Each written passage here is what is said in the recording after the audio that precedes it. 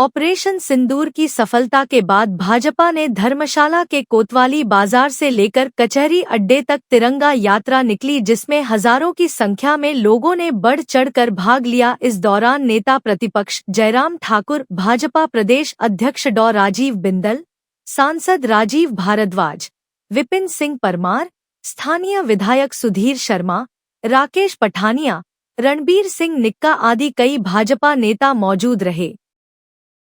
इस अवसर पर मीडिया को संबोधित करते हुए नेता प्रतिपक्ष जयराम ठाकुर ने कहा कि आज का भारत बदल चुका है। यह नया भारत शांति चाहता है, पर आतंक के समूल विनाश के लिए किसी भी सीमा तक जाने को तत्पर है। उन्होंने कहा कि प्रधानमंत्री नरेंद्र मोदी के नेतृत्व में देश ने स्पष्ट कर दिया है कि अब भारत किसी प्रकार के आतंकवाद को बर्दाश्त नहीं करेगा। उन्होंने कहा कि देश के प्रधानमंत्री ने यह स्पष्ट कर दिया है कि ऑपरेशन सिंदूर चल रहा है, समाप्त नहीं हुआ है। उन्होंने कहा कि ऑपरेशन सिंदूर केवल सैन्य कार्रवाई नहीं, बल्कि यह न्याय और राष्ट्र सम्मान की अखंड प्रतिज्ञा है, जिसे भारत ने पूरे विश्व के सामने साकार किया है। प्रधानमंत्री मोदी के नेतृत्व में भारत ने पाकिस्तान की सीमा में घुसकर जैश, लश्कर और हिजबुल जैसे वैश्विक आतंक के अड्डों को ध्वस्त किया है। तिरंगा सिर्फ एक झंडा नहीं, यह राष्ट्र की आत्मा है और उस आत्मा का नेतृत्व प्रधानमंत्री मोदी कर रहे हैं। उन्होंने कहा कि दुनिया ने देखा कि कैसे पाकिस्तान के ड्रोन्स, पाकिस्तान की मिसाइलें भारत के सामने तिनके की तरह बिखर गईं। भारत के सशक्त एयर डिफेंस सिस्टम ने उन्हें आसमान में ही नष्ट कर दिया। पाकिस्तान की तैयारी सीमा पर वार की थी, लेकिन भारत ने पाकिस्तान के सीने पर वार कर दिया। उन्होंने कहा कि ऑपरेशन सिंदूर के दौरान दुनिया ने पाकिस्तान का वह घिनौना सच देखा है। मित्रों, आज के कार्यक्रम के संदर्भ में पार्टी के हमारे सम्मानीय अध्यक्ष डॉक्टर राजीव बिंदल जी ने आपके सामने बड़ा स्पष्ट किया कि तिरंगा यात्रा पूरे देश भर में भारतीय जनता पार्टी ने तय की कि सेना का जो पराक्रम अभी देखने को मिला और जिस तरह से हमारे देश के यशस्वी प्रधानमंत्री नरेंद्र मोदी जी ने देश का मजबूती के साथ नेतृत्व किया, उनके प्रति पूरा देश जब चट्टान की तरह खड़ा है, तो देवभूमि हिमाचल प्रदेश भी चट्टान की तरह उनके साथ खड़ा है। भले ही ये तिरंगा यात्रा का कार्यक्रम भारतीय जनता पार्टी ने तय किया, लेकिन आपने इस बात में देखा होगा कि इस कार्यक्रम में कोई भारतीय जनता पार्टी का नारा नहीं, कोई भारतीय जनता पार्टी का झंडा नहीं, कोई भी पार्टी का बैनर नहीं, यानी कि पूरे समाज को साथ लेकर के।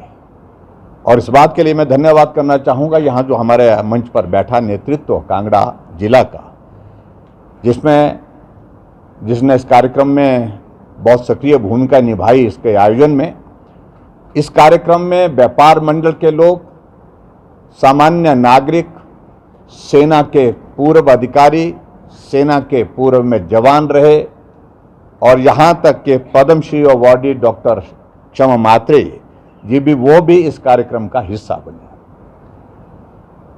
भाव उसमें एक ही है कि जिस प्रकार से देश की सेना ने पाकिस्तान को जवाब दिया है, यह हमारा दायित्व बनता है, नैतिक दायित्व बनता है कि हम उस सेना के सम्मान में उनका हौसला अफजाई करें, उनको मजबूती के साथ उनके साथ खड़े हों। उस तरह से आज का ये कार्यक्रम यहाँ पर रखा गया था। मित्रों, मुझे लगता है कि इस पहलगांव की घटना के पश्चात के हालात को लेकर के कोई एक्सप्लेन करने की आवश्यकता नहीं, क्योंकि पल पल जो है पूरा देश नहीं पूरी दुनिया उस घटना के बाद भारत क्या करेगा, भारत किस प्रकार से रिएक्ट करेगा, सारी चीजों को देख रहा था। और प्रधानमंत्री जी उस वक्त विदेश यात्रा पर थे और विदेश यात्रा से वापस लौटे, यात्रा को बीच में छोड़ करके निवास पर पहुंचने से पहले एयरपोर्ट दिल्ली में ही उन्होंने पूरा फीडबैक अधिकारियों और मंत्रियों के माध्यम से लिया इस घटना का। और उसके पश्चात दूसरे दिन तुरंत जो कैबिनेट कमेटी ऑन सिक्योरिटी उस बैठक का आयोजन करके बहुत महत्वपूर्ण फैसले लिए, जिन फैसलों को लेकर के मैं बड़ा डिटेल में जाना नहीं चाह रहा हूं क्योंकि आप सब लोग उन सारी चीजों से अच्छी तरह से वाकिफ हैं।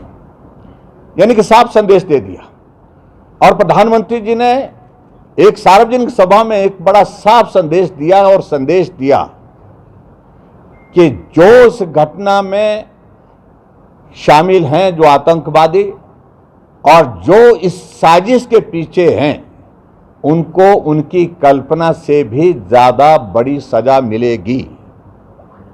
और पूरा देश इस बात को लेकर के बेसब्री से इंतजार कर रहा था कि कब होगा, कब जवाब दिया जाएगा। आखिरकार आप लोगों ने देखा कि 6 मई को रात के 1:20 पर भारत की धरती से ही कार्रवाई हुई। पाकिस्तान जाने की आवश्यकता महसूस नहीं हुई और 9 ठिकाने जो आतंकवाद को शरण देते थे, आतंकवाद को पनाह देते थे, ट्रेनिंग देते थे, आतंकवादियों को हथियारों के साथ मासूम लोगों की जिंदगी उजाड़ने के लिए, तबाह करने के लिए भारत भेजे जाते थे, उन ठिकानों को एक एक करके सिर्फ 25 मिनट के अंदर तबाह कर दिया। 25 मिनट के अंदर। और बौखलाहट में पाकिस्तान समझ नहीं पाया कि हो क्या गया। और ऐसी सूरत में पाकिस्तान ने रिटेलिएट करने की कोशिश की, लेकिन एक एक चाहे उनका ड्रोन था, चाहे उनकी मिसाइलें थी, वो भारत की धरती में प्रवेश करने से पहले ही गिरा दी गई। इतना प्रिसीजन जो कार्रवाई आज से पहले कभी भी किसी युद्ध में देखी नहीं गई, इतनी एक्यूरेसी कभी देखी नहीं गई। और आज हम इस बात को दावे के साथ कह सकते हैं कि आने वाले समय के लिए पूरी दुनिया के लिए भारत की सेना एक बहुत बड़ा उदाहरण बन गई है। भारत देश का सम्मान ऊंचा हुआ है कि ऐसी भी लड़ाई लड़ी जा सकती है कि जहां निशाना तय किया गया, जो टारगेट किया गया, उस टारगेट में आगे पीछे कुछ नहीं, उस टारगेट को हासिल किया गया, उसको तबाह किया गया।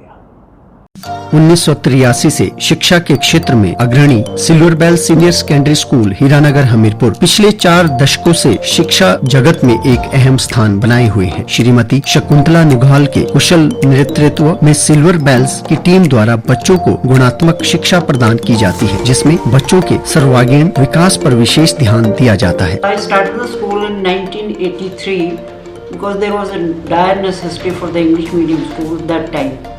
So previously I was hesitating, but still I started the school with 3 children, but it flourished on very well, and that was because of the cooperation of the staff as well parents.